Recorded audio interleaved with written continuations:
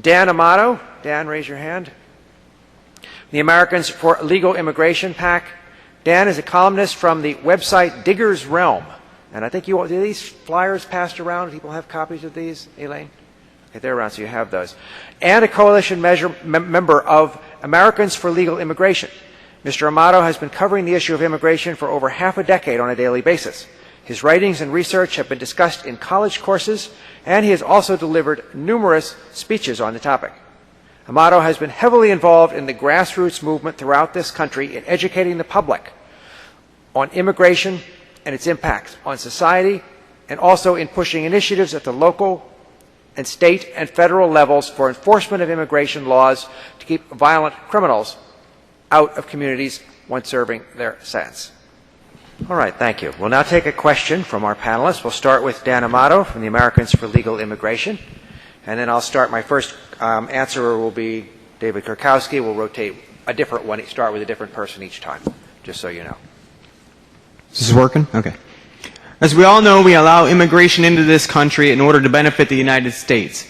We also have immigration laws and limits so that those already in this country, American citizens and legal residents, do not have their wages and standard of living adversely impacted, and so that our infrastructure, hospitals, schools, and other services are not overburdened. These laws are also in place to ensure that those coming to the United States do not have criminal pasts, carry dangerous diseases, or pose a threat to our communities and national security. Illegal aliens bypass all of these checks and balances without the benefits of the United States in mind, but for their own benefits. So my question to you all is this.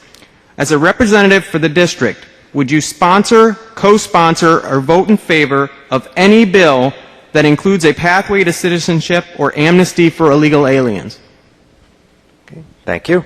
The question clear to the candidates? And we'll start with David Kurkowski. And by the way, you have 90 seconds for these. Sorry, 90 seconds. Okay, thank you. On the issue of immigration, I believe we have to have a common sense policy that recognizes reality. We have people in our very district who are immigrants who are probably illegal. We don't know who they are. That is one of the problems, and I think our government needs to do something about this. What we need to do is find out who they are. These people could be driving next to you on a highway without a license. We need to identify who these people are. Perhaps we have a different class of license. We ought to be fingerprinting these people, knowing who they are. The other aspect I want to say about that is that we don't want to pursue a policy that's going to separate parents from children, separating and sending some people back from where they came. They came to this country seeking freedom and opportunity. We have people who do need assistance. They're hiding in shadows often, and we do need to acknowledge that. I also believe that we need to be tough on the borders. We have to stem the tide of illegal immigrants to try and bring this problem to an end. And that's my position on that. Thank you. Jason Grover. Yes, I personally would sponsor an amnesty bill or a pathway to legalization within the United States. I believe as a nation of immigrants, it's hard to deter people who can simply walk from 1 mile to the next mile to achieve a better life. I feel for the people who cross here. As a construction worker for 10 years, I actually met a person who was 18 years old, and they told me the tale of when they were 13, and they left El Salvador on foot by themselves and walked X amount of weeks to end up in America, only to look for opportunities so they could afford food and everything for their family at home. I understand this is our country. My family has fought and died for this country, and I truly understand the idea that it belongs to us, and we should, protect it amongst people who don't belong here. But when I'm Irish American, and when Irish people came here, there was no laws. You got on a boat, you came here, you filled out your paperwork, they sent you on your way. And sure enough, you're an American citizen. Every generation that comes here as an immigrant, they're not Americans, but their children are. And it's easy to see from when you see Mexican kids, listening to Britney Spears, or you see Russian kids driving around listening to hip hop. That's basically it. I believe everyone should have an opportunity to enter America through the right channels. Thank you. Gary Stein. I'd hate to drop the ball on this issue because this is my bread and butter. I've had direct ties with the immigrant community for 5 years. There's millions of us in this country now, after 20 years of an uncontrolled policy, that have had direct ties with them, for better or worse. In my case, it was for worse. I've been now to Mexico several times, and when you go down to Mexico, you see things and opportunities for cooperation between these two countries that, and the policy that's coming from the federal government doesn't take into account any of the realities that are down there in Mexico, and doesn't use any of the powers that we possess to try to affect the change in Mexico.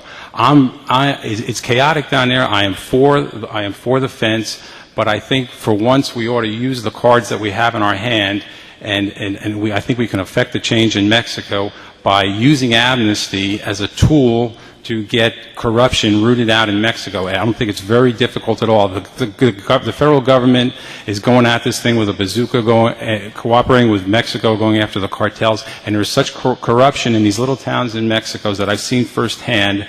And okay.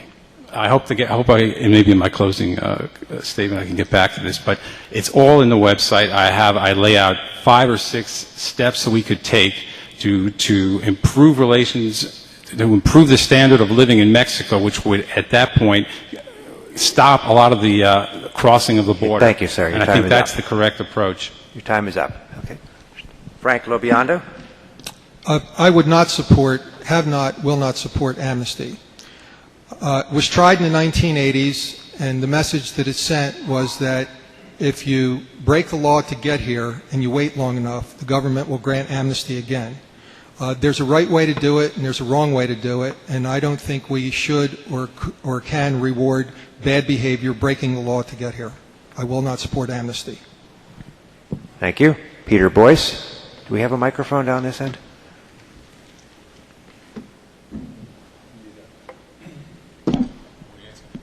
Perhaps I should ask, do we have one that works? Good, Frank. No amnesty for illegals and none for Wall Street. America already graciously accepts more legal immigrants than all the other nations of the world combined. Grandma is being frisked at the airport and her nail clippers being taken away because she may be a terrorist. This while millions of unknowns sneak across our border annually. None of them could be terrorists. 30% of convicted felons in federal prisons are here illegally. 86 hospitals in California have had to close due to the burden placed on them by illegal aliens. 12 in New Jersey. Article 4, Section 4 of the Constitution requires the federal government to protect the states against invasion. 30 million illegal aliens constitutes an invasion. The president, if so inclined, could take the troops off the border from securing Iraq and put them on our own borders to secure American citizens against invasion. The solution? Stop the freebies. To keep delinquents from sneaking into the movies, lock the back door and stop giving them free popcorn. Social Security, food stamps, welfare, college tuition, housing allowances, mortgages, licenses. Those who sneak in make a mockery of those who patiently wait, obeying our laws and then proudly becoming responsible, self-reliant American citizens. Businesses employing aliens, putting Americans out of work needs to be heavily fined. Local law enforcement needs to be made aware of the 1996 federal law empowering them to crack down on illegal aliens and businesses that hire them. Our border guards, like our soldiers... Thank you, sir. Your time is up. ...need to have their hands untied to do their job.